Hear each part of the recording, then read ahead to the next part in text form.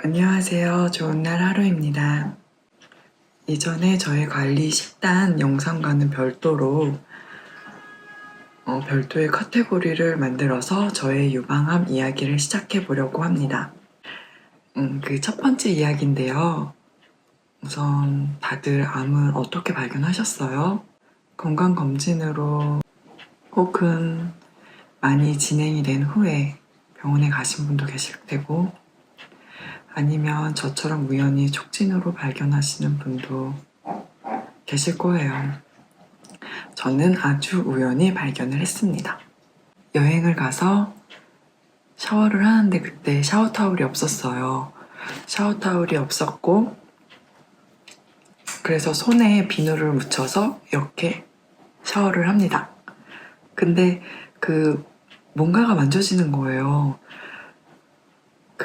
만져지는 게 너무나도 확실하게, 그러니까 이렇게 내려가는 게 아니라 가슴에서 약간 이렇게 한번 걸리는 느낌?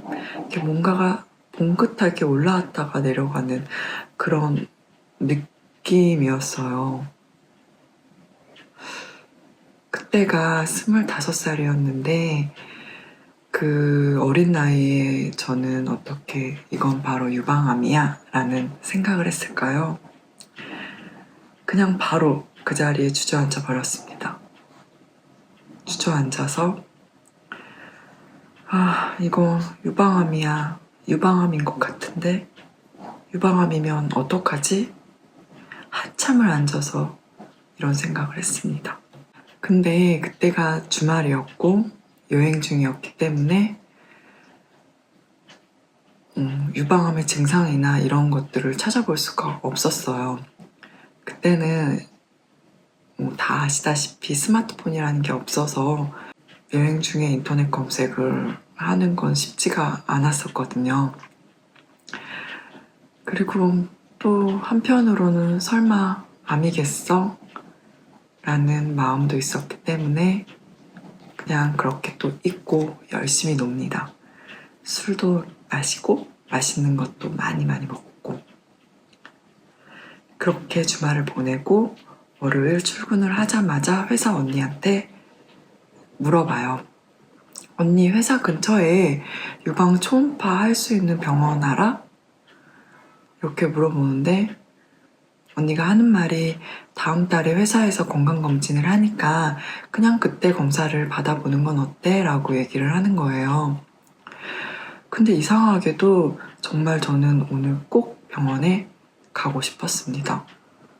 지금 생각해보면 참 잘한 결정이죠. 그렇게 인터넷을 검색해서 회사 근처에 있는 유방 초음파를 볼 수 있는 병원으로 갑니다. 병원에 가서 초음파를 보자마자 선생님께서 하시는 말씀이 100% 암이라고 합니다. 어떻게 100%라고 할 수가 있죠? 하시는 말씀이 모양이 예쁘면 암이 아닐 가능성이 많은데 이건 모양이 이렇게 삐죽삐죽하면서 예쁘지가 않게 생겼다는 거예요. 크기도 작지 않고. 그래서 이건 100% 암이기 때문에 대부분은 놔두고 일부만 맘모톰으로 조직 검사를 해보자고 하셨습니다. 결과는 3일에서 4일 정도 걸린다고 했는데 이미 100%라고 암을 확신을 하셔서 그때부터 저와 제 가족은 암 환자와 암 환자의 가족이 되었습니다. 그리고 그날을 잊을 수가 없습니다. 암이라는 것도 믿을 수가 없고 아무것도 할 수가 없었습니다. 다들 그날 잊지 못하시죠? 그날 집에 가서 부모님께 말씀을 드렸는데 아빠가 조용히 나가시더니 한참 후에 술에 조금 취해서 들어오셨습니다. 들어오셔서 정말 오열을 하시면서 막 소리를 지르면서 크게 우셨어요. 태어나서 아빠가 우는 것도 처음 봤고 그렇게까지 오열을 하면서 우시는 모습도 처음 봤습니다. 아직도 그 생각을 하면 너무너무 슬퍼요. 마음도 아프고. 근데 여러분, 조금만 슬퍼하세요. 그 암은 슬퍼하는 우리를 좋아한대요. 그 녀석이 좋아하는 걸 우리가 할 필요는 없겠죠? 슬퍼한다고 달라지지가 않아요. 그냥 받아들여야 해요. 그리고 앞으로 우리는 다시 또 이런 일이 일어나지 않게 최선을 다해야 한다고 생각합니다. 그냥 그렇게 하루가 지나가고 다음날 정신을 차리고 대학병원에 예약을 시도합니다. 다들 병원에 어떻게 예약하셨어요? 아니, 내가 암이라는데 병원은 너무너무 아무렇지 않은 듯? 예약이 한 달 가까이 밀려 있어서 한 달 전후로 예약을 잡아주더라고요. 그렇게 그냥 한 달 전후로 몇 군데 메이저 병원이라고 하는 대학병원에 예약을 합니다. 그리고는 인터넷 카페에 가입을 합니다.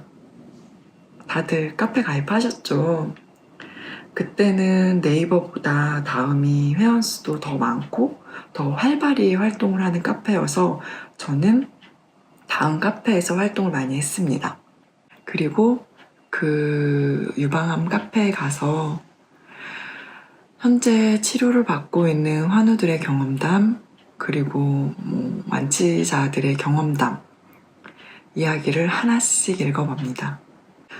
제가 이 영상을 찍는 이유기도 해요. 그때 저는 25살이었고, 내가 과연 30살을 넘길 수 있을까 엄청 많이 생각했거든요. 그때 못 넘길 거라고 생각했어요. 3기였고, 암의 위치도 너무 안 좋았고, 그리고 젊은 환자들이 폐경기 이후의 여성보다 폐경기 이전의 여성의 예후가 훨씬 안 좋다고 하잖아요. 그냥 그런 글들만 보였어요. 그리고 워낙 젊은 환우들도 지금보다는 너무 적었고요. 그리고 그 젊다는 환우들 중에서도 제가 매우 어린 편에 속했습니다.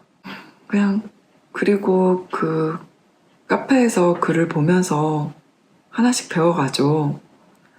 전절제, 부분절제, 보건, 전이, 항암, 방사선, 이런 무서운 말들이 너무 많습니다. 그냥 그 카페에서 하나씩 알아갑니다. 아, 수술을 하는구나. 그리고 수술하기 전에 전이를 확인하고 수술을 결정하는구나. 항암이라는 것을 하고 방사선이라는 걸 하는구나. 그리고 생각을 합니다. 아, 전절제만 아니었으면 정말 좋겠다. 가슴이 없는 그 상실감, 그걸 상상할 수조차 없었어요. 그때 그 나이에는 너무 무서웠어요. 항암보다 전절제를 한다는 게 더 무서웠었던 것 같아요. 그렇게 3, 4일 정도가 지나고 그 맘모톰으로 조직검사한 병원에서 연락이 왔어요. 결과가 나왔으니까 내원을 하라고. 바로 병원에 갔죠. 병원에 가니까 악성이라고, 내가 유방암이라고 이야기를 하십니다. 그리고 그 많은 서류들이랑 내가 맘모톰으로 조직검사한 그 조직을 통 안에 담아서 저에게 줍니다. 서류들을 주면서 서울대학교 병원에 노동영 교수님한테 다음 주로 예약을 해놨으니 가서 치료를 잘 받으라고 했어요. 우리나라에서 노동영 교수님이 유방암 최고 권위자이시니까 가서 치료 잘 받으면 된다고 그렇게 위로 그냥 이야기를 해주십니다. 근데 내가 예약할 땐 한 달이나 걸리더니 어떻게 다음 주로 예약을 잡을 수가 있죠? 근데 지금 생각해보니까 서울대학교 병원에는 서울대 동문 병원 예약을 하는 그런 시스템이 있나 봐요.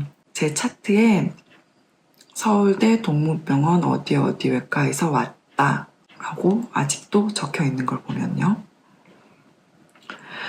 여튼 그렇게 다음 주로 서울대학교 병원에 예약이 되었습니다. 이렇게 저는 암을 우연히 발견을 했고 진단까지 받았어요. 그리고 제 첫 번째 영상에서 이야기했던 것처럼 저와 제 가족은 그날부터 모든 일상이 멈춰버렸습니다. 엄마, 아빠 두 분이 역할을 분담하셔서 오롯이 저를 돌보시는 데에만 전념을 하셨습니다. 이 영상을 제작하는 이유는 모든 사람들에게 치료를 지금 받고 있거나 막 진단을 받았거나 이제 치료가 막 끝났거나 하시는 모든 분들한테 희망을 전하고 싶어서입니다. 제가 지금까지 살아왔던 노하우들을 공유하고 제가 항상 지켰던 것들 그리고 지금까지도 지키고 있는 것들을 하나씩 공유를 하면서 이렇게 잘 살고 있는 사람도 있다 라는 것을 이야기하고 싶어서입니다. 제가 그랬거든요. 과연 20대에 암을 진단받고 60이 된 사람이 있을까? 젊은 환자들은 더 예후가 안 좋다던데 내가 5년을 생존을 해서 30대를 맞이할 수 있을까? 그런 사람 딱 한 사람만 본다면 아니 아는 사람의 아는 사람의 아는 사람이라도 정말 볼 수만 있다면 힘을 내서 치료를 받을 수 있을 텐데 라는 생각을 정말 많이 했거든요. 이 영상을 보시는 모든 환우분들은 아실 거예요. 미래가 없는 삶, 미래를 계획할 수 없다는 그 삶이 얼마나 힘든 일인지 매일 밤마다 과연 나에게도 30살이 허락될까? 라는 생각을 정말 많이 했었어요. 제가 치료받던 그땐 어느 곳에도 카페죠. 아는 사람들이고 어느도 20대 젊은 환우가 10년 이상 생존을 하고 있다는 이야기가 없었거든요. 그래서 그때 25살이었던 2008년도에 저는 다짐을 했습니다. 내가 만약 오래오래 생존을 하게 된다면 그런 사람 여기 있다고. 저 여기 있어요. 저는 이렇게 살아왔어요. 이런 이야기를 꼭 해야지라고 다짐을 했습니다. 그래서 이렇게 용기 내서 첫 번째 저의 유방암 이야기를 남겨봅니다. 어떠셨나요? 많은 도움이 되었으면 정말 좋겠습니다. 다음 유방암 이야기 영상은 내가 암에 걸리자마자 한 일에 대한 이야기입니다. 그럼 다음 영상도 기대 많이 해주시고 구독과 좋아요 부탁드립니다. 부족하지만 제 영상 구독해주시고 시청해주시는 분들 정말 너무너무 감사드립니다.